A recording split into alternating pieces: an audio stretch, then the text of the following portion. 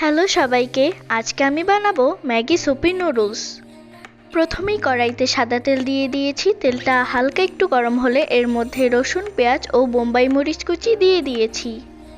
এটা হালকা একটু ভাজা হয়ে গেলে দিয়ে দিচ্ছি এর মধ্যে গাজর কুচি, ক্যাপসিকাম কুচি এবং স্বাদমতো লবণ।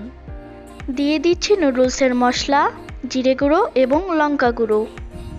এরপর দিয়ে দিচ্ছি পরিমাণ মতো আমাদের ঘরে বানানো টমেটো সস। এখন দিয়ে দিচ্ছি টমেটো কুচি।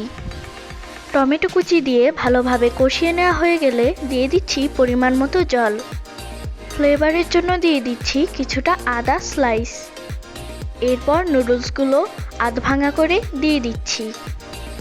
একটু নেড়েচেড়ে দিয়ে দিচ্ছি 1 চিল লেবুর রস। ম্যাগি সুপি নুডলস তৈরি হয়ে গেছে। সত্যি কথা বলতে গেলে খেতে দারুণ হয়েছিল। তোমরা অবশ্যই ট্রাই করে দেখবে। আজকের মতো এখানে বিদায় নিচ্ছি, টাটা।